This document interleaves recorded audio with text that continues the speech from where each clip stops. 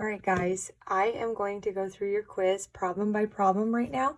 I do have it printed out, and I'm going to go through each one with you so that you can see what the answers should have looked like.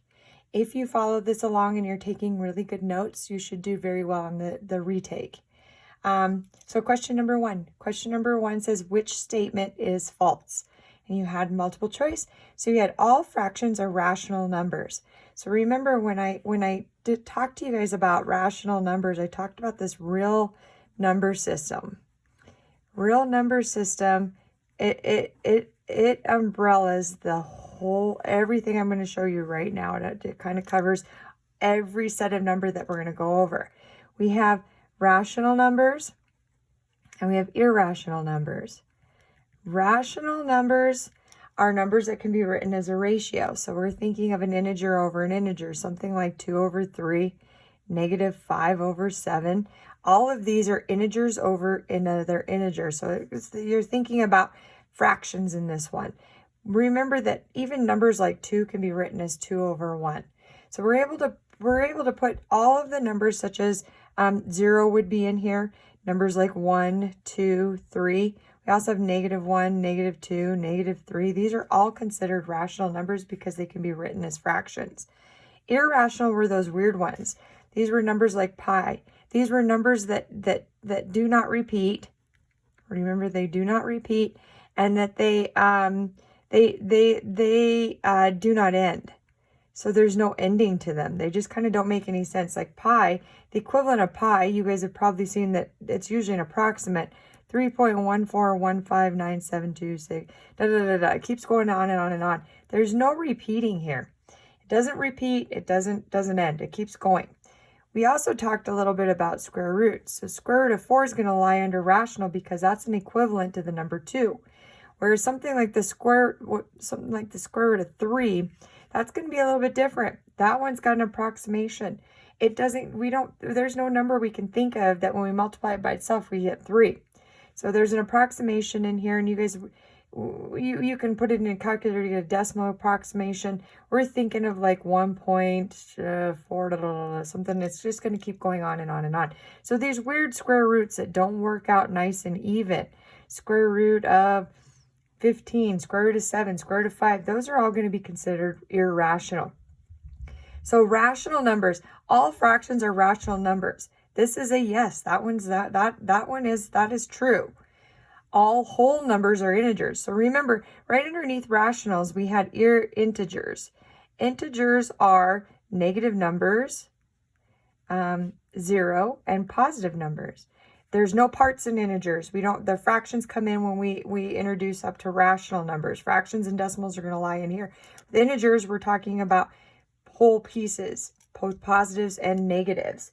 Then underneath integers were whole numbers, and whole numbers were 0, 1, 2, 3, 4, These did not include the negatives. Then our very basic one were the natural numbers. And our natural numbers were just 1, 2, 3, 4, just normal counting numbers. So look at the second sentence. All whole numbers are integers. This entire set right here of whole numbers is in the integer system. So every whole number is an integer. Okay, let's look at C. All integers are natural numbers. Is every single one of these numbers in the natural number system? Well, I can see some. I see the 1, the 2, the 3, but I see zeros missing, and I see all these negative numbers are missing. This one would be our false statement. This one, not every integer lies in the natural number system. Terminating decimals are rational numbers. Absolutely. Every decimal up here, so when you think about something like, we're going to take this number 1/4. 1/4 is 0.25. Remember, it ends. So since it ends, this decimal does lie within the rational number system. It ends or it repeats. So remember, I talked to you guys about 1/3 and how that equals 0.3 repeating. That repeating means it's going to lie in the rational system. So irrationals are just those weird numbers that do not repeat, do not end in decimal form. Something like pi 3.14159.726, or these weird square roots. Lots of those lie within there as well. So on number 1, we should have marked C as being the false statement. All right, I'm going to move on to number 2. Number 2, all fractions are rational numbers. Remember, here's true or false, and you've got to pick between A and B. And remember what I just said up above. Every fraction is written as a ratio, as an integer over another integer, is in the rational system. So you should have said true to that one. So number 2 was true. All right, we're going to move on to number 3. Number 3 looked like this. Number 3 said select from the following all numbers that are rational numbers. If you see the ... that means it keeps on going forever without any pattern. If you see a bar over the number, that means that it's repeating. So when we're thinking about like this 1/3, the decimal equivalency is 0.3333. That keeps going.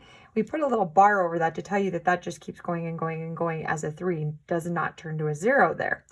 And then if we have something like when we're talking about pi, we were talking about that it's approximately 3.14159726, and it keeps going. So we put these little dots. The little dots say that it just keeps going on forever and ever and ever, and there's no repeating there, and there's no pattern. So we're going to take a look and determine if these are rational. Remember, rational includes negative numbers. It includes decimals that end. And since this one ends and it was still part of the negative system, you should have said that this one is rational. This one does lie in the rational system. This is clearly a ratio. This is an integer over another integer. So this one is rational as well. Every fraction should work in there. This one's nice. It ends. It's negative. So this one's considered an integer, but it's also rational. All integers are going to be rational. Look at this one. This one, we have 2.718281828845. Ooh, look at that 45 though. Looks like it might repeat 182, 182, but then look at the 45 changes it, and those 3 dots means it's going to go on forever without any pattern. This one's going to be irrational. It's irrational because it doesn't end and it doesn't repeat. Pi, we've talked about several times as being irrational. It doesn't end and it does not repeat. This number ends. So it's a nice clean number here. This one's going to be rational. This one's rational. And then this one, the bar means that 8 keeps repeating. And since it keeps repeating, this one also is going to be rational. So remember, you're looking for repeating. You're looking for it to end. The only thing that makes it irrational is if it does not repeat, does not end. All right, so question number 4. Question number 4 had you guys simplifying. Question number 4, you guys were looking at 3 separate integer properties here, and you guys were trying to simplify these. So I'm going to come over here. We're going to look at s to the 6 times s to the 8. Remember, bases are the same. Since bases are the same, we keep the s the same. And what we're going to do is we're going to come up here and we're going to add the exponents. So you're going to take 6 plus 8. So we get s to the 14th. And if you had to draw this one out, you guys could take and do the 6 s's here. So there's 6 there, and then you're multiplying by 4 more. 1, 2, 3, 4, 5, 6, 7, 8. And if you add all those up, that gives you s to the 14th. So the first one was s to the 14th. The next one, we have p to the 10th over p to the 2nd. Remember, when we divide, base is the same. We're going to subtract exponents. So this is just going to be p to the 8th. And if you needed to, you could write out the 10 p's. 1, 2, 3, 4, 5, 6, 7, 8, 9, 10, and then the 2 p's. And remember, you can cancel 2 and 2, and you're going to be left with 8. So that's what gives you p to the 8th. The last one, y to the 4th times y to the 9th all over y to the 3rd. Okay, so you can write out your 4 y's. You can write out your 9 y's.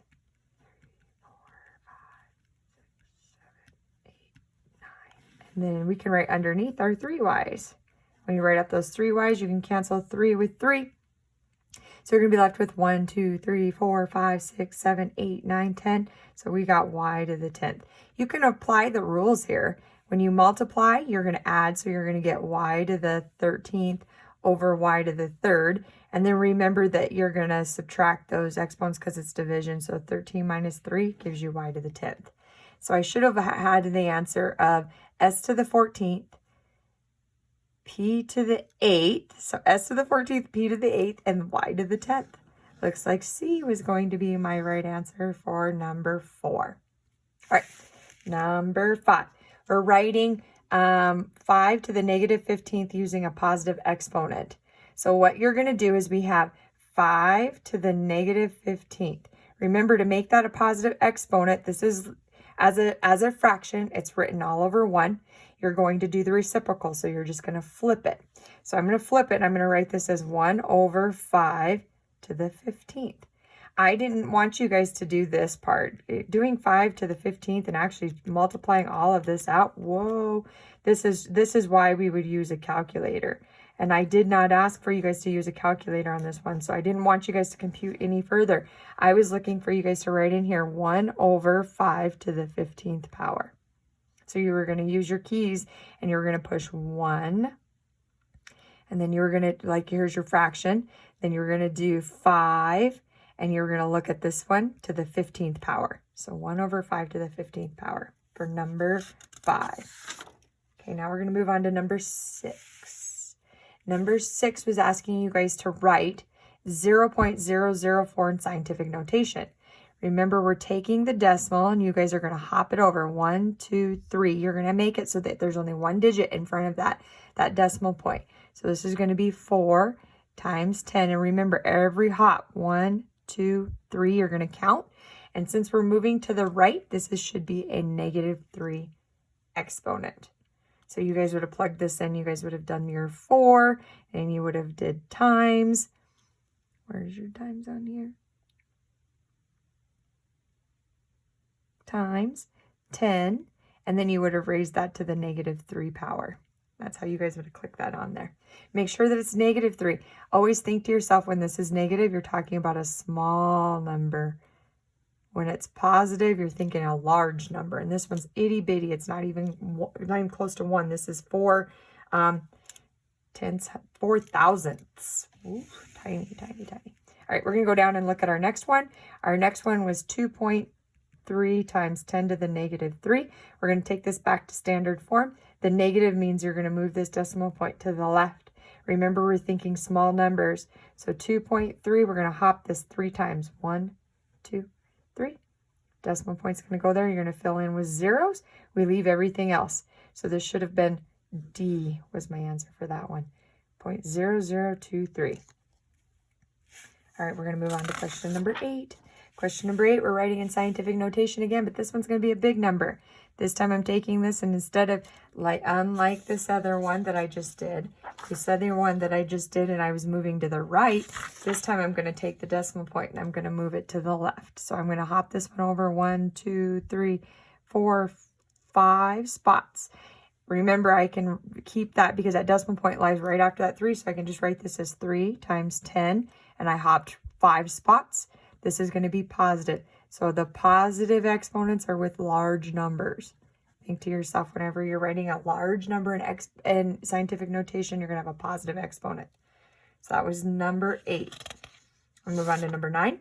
Number 9 was asking you guys to categorize these numbers. You were going to say if they were in correct scientific notation or not correct scientific notation. So I'm going to look at this first one. Remember, only one digit in front of the decimal point. Everything else, it's multiplying by a power of 10. So this one should have fell into the correct scientific notation. The next one, 2 times 10 to the 6th. Again, this, just because the decimal point's not there, 2 is a whole number. We recognize that there's a 0 there. This is still going to be correct. That one's okay. Remember, we can have negative. Negative just means we're talking about a small number. There's still only one number in front of that decimal point.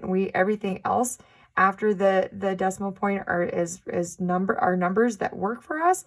So 9.743 times 10 to the -8. That one looks like it's correct as well. This next one is 6 times 10 to the, or just look at this. Ooh, tricky, tricky, tricky. Remember, we have to be multiplying by powers of 10. So 6 times 11 to the 3rd power is not going to be in scientific notation. This one, we didn't hop over fully. You don't have one single digit in front of the decimal point. So 0.032 times 10 to the 2nd power, no, does not work. And look at this one, same thing. We got 50. It should be hopped over to be 5.02. Since it's 50.2 times 10 to the -3, this is not. So you had the first 3 were, and the last 3 were not. Power of, watch that. Make sure it's a base of 10. Make sure you only have one digit. This should have hopped all the way over to here, and this one should have hopped to the 5. Number 10 read, scientific notation is a way for us to represent large numbers using fewer digits. You multiply a decimal between 1 and 10 by 10 to the power of various numbers. That's exactly what we've been doing. So what you're going to do on this next problem, problem number 10, is you're going to be writing these in scientific notation. So remember, we got to do all these hops. You're going to hop it over so we only have one number in front of the decimal point. So this one should look like 5.6 times 10. And we're going to count 1, 2, 3, 4, 5, 6, 7, 8, 9 hops. And remember, we went small numbers. We're going to the right. Since we're going to the right, it's going to be a negative 9 power. This one, same thing, should be a negative power because I'm moving to the right. I'm going to put it so that there's only one digit in front of that decimal point. So I got 4.5 times 10. 1, 2, 3, 4 spots. And remember, it's going to be a negative 4. Both of those, we had negative exponents because we were moving to the right. To the right, you get negative. To the left, you get a positive. All right, number 11. Number 11 was another negative exponent. We're looking at 4 to the negative 3. So what you're going to do is remember that 4 to the negative 3 powers can be written as a fraction like this. And what I'm going to do is I'm just going to do some flipping. I'm going to do the reciprocal. You guys probably remember that word. Just remember it means flipping the fraction. So I'm going to put the 1 on top, put the 4 on the bottom, and make that exponent positive. That's all you're doing. So you guys could have answered. I would have taken that answer. But some of you guys went ahead and did 4 times 4 times 4. 4 times 4 is 16. And then you guys went ahead and did the 16 times 4. 6 times 4 is 24. 4 times 1 plus 2 is 6. So you guys, some of you guys went ahead and simplified this all the way down to 1 over 64. This is probably the best answer when you guys are only talking about raising it to the 3rd power. If this would have been like raising it to like the 8th power, you guys weren't using a calculator, so I would have wanted this one with no calculator. So it does. You guys both of these are equal to each other. You guys could have done either one. The next one's the same thing. You guys remember we can write 2 to the negative 4 power all over 1. What you're going to do is you're just going to flip these. You're going to do 1 over 2 to the 4th power. So this would have been perfectly fine. Some of you guys went ahead and did 2 times 2 times 2 times 2, which is 2 to the 4th power. 2 times 2 is 4. 4 times 2 is 8. 8 times 2 is 16. So some of you guys went ahead and did this as 1 over 16. Oh, and actually, look at this. This was multiple choice, which was kind of nice. 1 over 16. So that should have been my solution for number 12. Number 12, you would have chosen D. All right, we're going to move on. Number 13. Number 13 looked like this. It said, fill in the blanks using the drop-down menu. It says the fraction 3/8 can be represented as, and then you had these options. So 3/8, remember, and some of you guys flipped this, but remember the top number goes underneath the division. The bottom number goes on the outside. This is 3 divided by 8. When you write it, think that 3 divided by 8. All right, and put my decimal point because 8 doesn't go into 3. I'm going to think 8 goes into 30. 8 goes into 33 times. I get a 24 here. Remember, you subtract. So 30 minus 24 is 6. Bring down a 0. 8 into 60. I'm going to think to myself, 8 times something, get close to 60. I know 8 times 7 is 56. 60 minus 56 is 4. Bring down that last 0. 8 times something is 40. 8 times 5 is 40. 0. I'm all done. As a decimal, I should have gotten 0.375. So you should have chosen 0.375. We're going to do this again. This time we're going to do it with 7/12. So I'm going to take this time, let me come down. I'm going to do it in this space right here. I'm going to take 7, divided it out by 12. Okay. All right. So 12 into 70. Oh, you guys are going to have to practice some of your multiplication skills. I know that 12 times 5 is 60. And 70 minus 60 is going to give me 10. I'm going to bring down that next 0, so because this doesn't work out nice and even, I'm not done. So now I'm thinking 12 into 100. I'm going to have to do over here 12 times 8, 16. This is, oh, look at that. 12 times 8 is 96. So I'm going to go 8, and I'm going to do 96. I get a 4 and a 0, another 0. You're just bringing down those zeros in that division. I know that 12 times 3 is 36. So then I get 36, and I get another 4. Well, look what's going to happen here. I'm going to have 12 times 3 again and get a 36, and I'm going to keep getting this 12 times 3 and it's going to just keep going. That's going to be 36, 40. It's just going to keep going on and on and on. But look at what make sure you guys are reading the directions. It says round to the nearest hundredth.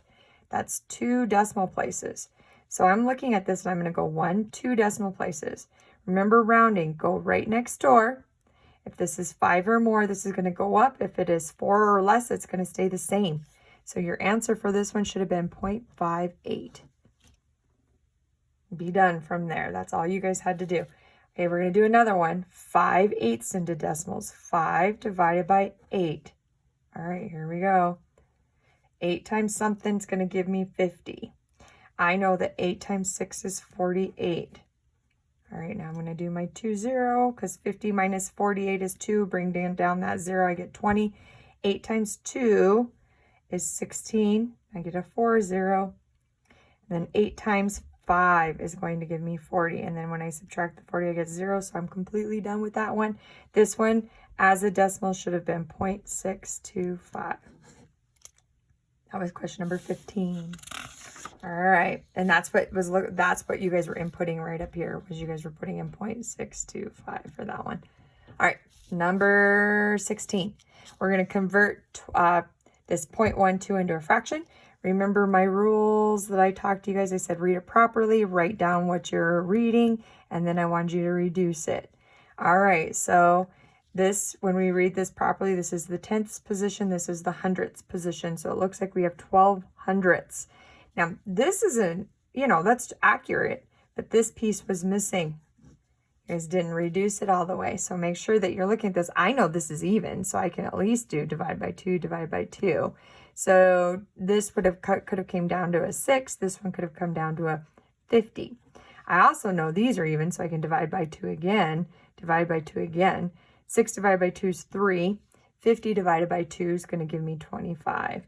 That's as far as I can take it. So I was looking for 3/25 for that one. This last one is 0.25 into a fraction, number 17. So 0.25 into a fraction, we're still going to do those same things. We're going to read it, we're going to write it, and we're going to reduce it. So read this properly. Instead of saying 0.25, look at that's a tenths, that's the hundredths place. So I'm going to say this is 25 hundredths. And a lot of you guys recognize you work with quarters. So you recognize you can divide by 25 and you can divide by 25 just because you're thinking quarters. 4 quarters makes $1. 25 goes into itself once. 25 goes into 100 4 times. You could have started and divided by 5. I just know that 25 goes into both of those. So that was number 17. Number 18. Select all natural numbers. Now remember, natural numbers are those beginning ones. They're just like you're thinking to yourself, like when you very first began to count. When you very first began to count, you went 1, 2, 3, 4. There were no parts or pieces. There's no fractions in this one. There's no decimals in this one. No 0. No negative numbers. This is the very basic one.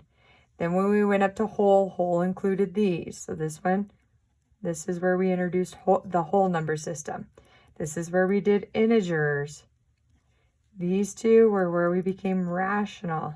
And remember that this whole set is in this set. This whole set's in this set. This whole set's in this set. So the number one's a natural number. It's also a whole number. It's integer and it's rational. And these all lie within the real number. They're all real numbers. So I'm looking for natural numbers here. I'm looking for counting numbers. This would have been a counting number. This is negative, so remember that's an integer. Nope. This is a part. That's rational. This is a counting number. This is a part. Rational. This one falls into the whole. So you should have only said A and D on that one. Number 19. Number 19 wanted you to drag and drop. You were dragging and dropping all of these down below into whether they were rational or they were irrational. So we're going to look at this first part. Can be expressed as a fraction of two integers. That's the exact definition of rational number. So this one, we're thinking of fraction of two integers. This one should have went up here. Cannot be written as a fraction with two integers. Well, that's the exact opposite of this one, so this is going to come over to irrational. This is cannot be a fraction with two integers. All right, pi. Pi was one that I gave as an example as being irrational, so pi is going to lie over here. 45, that's just a plain old number, absolutely going to be rational. This is just a natural number. All the natural numbers are going to lie in rational. So is the whole number. 0 would be, it ends, it's got, these are nice clean numbers that lie in rational system.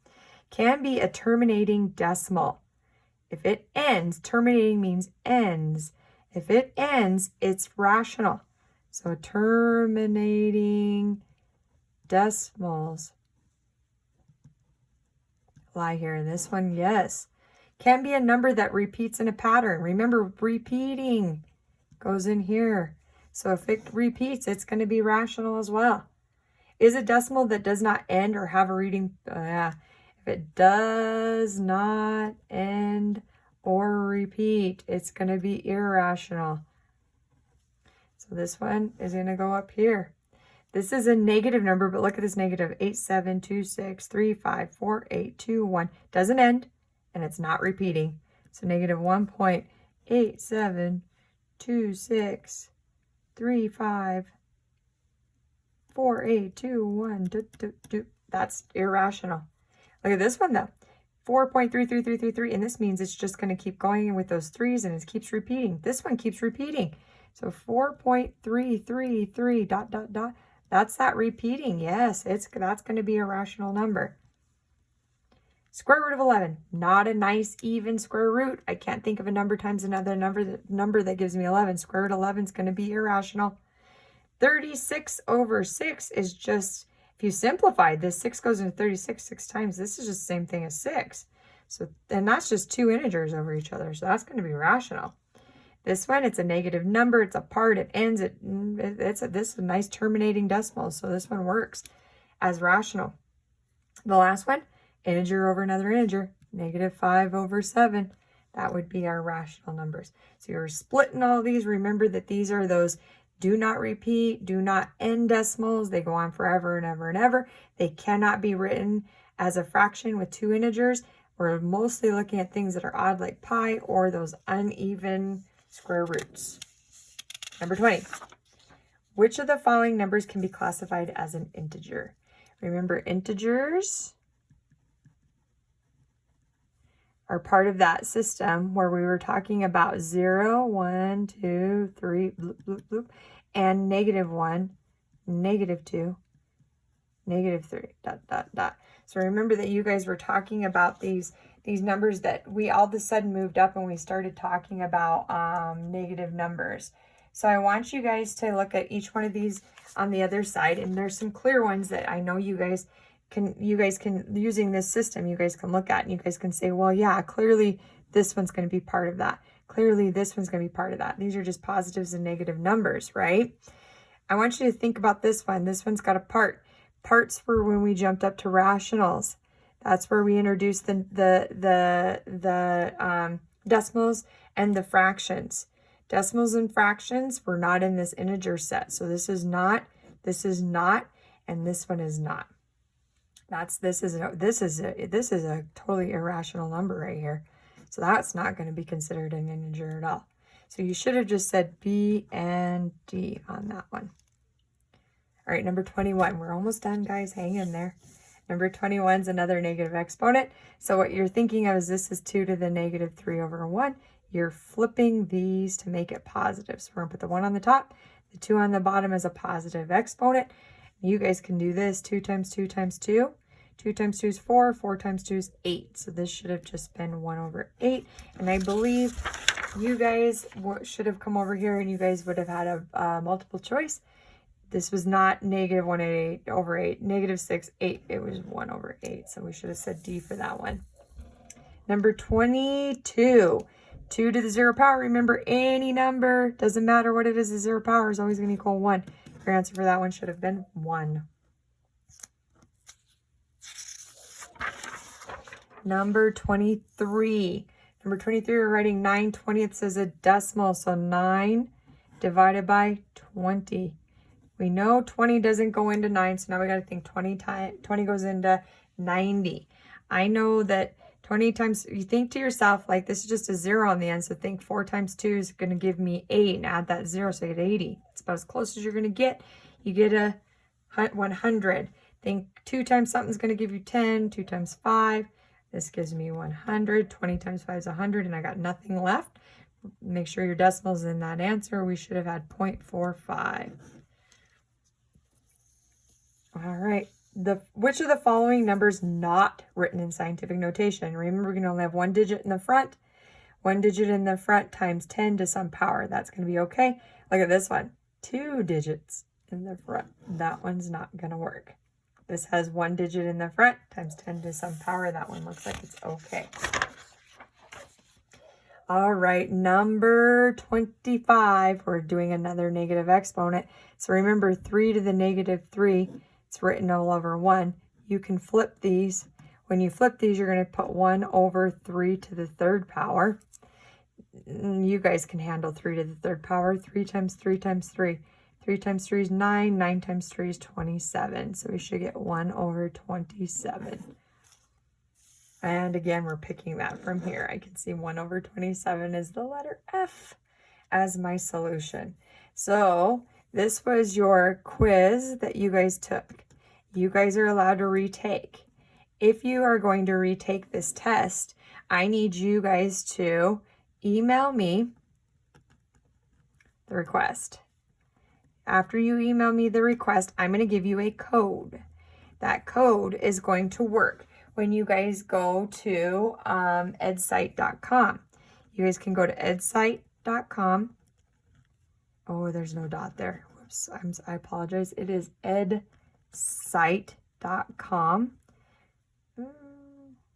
I am struggling writing this one for you guys. Sorry. edsite.com. You guys are going to go to edsite.com. It's going to ask for you to input a code. I will give you that code. That code, you put that in, you guys can retake this test. You have until, I would like this retake done Monday by 3 o'clock. Because we don't have school, so I won't see you guys on Thursday. It's a short week next week, so I would like this by Monday by 3 o'clock, because then I will update grades. And what I'm going to do is I'm going to give you the better grade. I'm not going to average them. I'm going to give you the better of the two. So say you got like a 60 on the first one, but you raised it up and you got a 90 on the second one, you're going to get a 90 on the quiz. I will have that updated in the grade book. I'll take the better of the two. That'll situate us for the weekend. And then when we come back from the weekend, I'll be teaching you guys new content. We will not, I'm no more late assignments from previous lessons. We're now moving on. So we will start with 2-3. 2-3 is going to be a new scientific notation topic. We're not going to loop back to this. You are going to be moving forward. So I don't want any more late assignments. My grade book will all be updated, and that's going to be where we're at. I would definitely encourage, if you guys are wondering about studying, I'm missing some of you guys. I don't think you guys are watching my entire videos. Some of you guys are missing this. I would say watch video, take notes. The feedback I got on the forum was interesting to me. Some of you guys wrote in there that You didn't know how to do things like a negative exponent. You didn't know how to do things because you didn't think it was taught, but I did a whole lesson over this. And when we're talking about something as simple as all you're doing is flipping this, I can't extend this lesson much more than one day. I can only talk about this. I mean, we're just flipping a number and making it positive. It's a pretty simple concept. So I don't want to spend more time than that on it. I want us to be able to move forward. Their concepts are going to get much more difficult. So take some notes. I don't know if we're getting the note-taking piece. The note-taking piece should be there. If I wrote it, all this stuff that I just wrote for you guys, all of these things, these should be in your notes. If I wrote it, it would be very helpful for you to have that to reference and go back and take a look at. So please make sure that you guys are taking notes. I don't know that I have very many more announcements for you guys. So basically, here's what my thoughts are. I'm going to post this. I'm posting today, and I know you guys don't. I'm posting on Friday. Today's Friday. I know you guys don't have math. There's no math. But some of you guys are really wanting to retake this. So if you want to retake this, you can do that Friday. You can do it Saturday. You can do it Sunday. You can do it Monday. Monday is your last day. Monday we meet. If you retake it before Monday, on Monday's class, I'm not teaching anything new. On Monday, I'm going to post this. This is going to be sitting in Google Classroom, and I'm going to post an announcement that says, you're more than welcome to go ahead and take a look at this video, review, retake this quiz if you'd like, and then we're going to do ST Math, and I want you to try to get in 20 minutes this day. After you've done all of these on Monday, we are finished. And I want to clarify attendance. I know some of you guys are feeling like you guys need to sit there. I know we got class from 10 o'clock to 12 o'clock. This is what the kids are doing in the building face to face. So I need you guys to plan to be there for math from 10 o'clock to 12 o'clock on Monday and Thursday. And what I'm going to do is I'm not doing that Google form anymore for attendance. I'm just looking at you through GoGuardian. And so I need you guys to log in and let's say that you get all this done. So come Monday, say you already on the weekend, you already retook this test. If you've already retaken this test, then come Monday, all you got to do is 20 minutes of ST Math. Well, that's clearly not going to fill this whole block, right? After you've done this ST Math, lots of you guys are just doing that chat feature and you guys are just saying like, finished. Now, this is telling me that you feel that you're done. You're done with everything. You've even missing work. If you log out and you have some missing work, boy, I'm wondering what's going on. This is where my attendance becomes an issue. I can't mark you there. I'm like, what's going on? Why are you not utilizing your time? If you are finished and you have no missing work and you are all caught up for me, this is when you guys would be like, you're looking great. Happy. Move to other classes. You could read. You could do some reading. You could even ask me for some extension work. Like if you wanted to do something that was a little more challenging, something a little more hard, we could even play a game together. Something like that. So that's how I'm looking at when you guys are finished up. Don't just sit there. I don't want you guys to just sit there like you're just sitting there and trying to meet the time requirement. Talk to me, chat with me, and let me know where you're at, and then I can fill you in. I can pull up Gradebook pretty quick, and I can say, "Whoops, you're missing a worksheet. Go back and do that." I can get you guys. I'm working with you, so I need you to let me know what you're doing.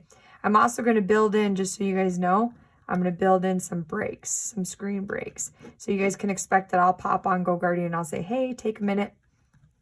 And I'll say like, go get a drink or, whatever. I want you to take a little break for yourself. So you guys can expect that that's going to happen. Monday, I won't be with you. Monday, I'm back at school. My test results came back negative. Monday, I'm with 4th, 5th, and 6th period. Since I'm with 4th, 5th, and 6th period, this recording, so this video right here is your lesson. And I would definitely make sure you got this stuff down in your notes. Make sure you feel good about it, because just because we move on doesn't mean that this isn't going to come up in a semester, like at the end of the semester. we will probably have a question or two about this. So I want you to make sure you feel good about everything. So you guys are going to watch the video. You got opportunity to retake the quiz, and then you got 20 minutes of ST math. If you looked at this in advance and you asked me for the code and you redid it, that just eliminates the need for you to have to do this. So your math will be really nice on Monday. But, if you guys have any questions, I appreciate everything. Thank you guys so much for your time. I will see you guys after the break next week. Have a good one. Enjoy your weekend. Bye-bye.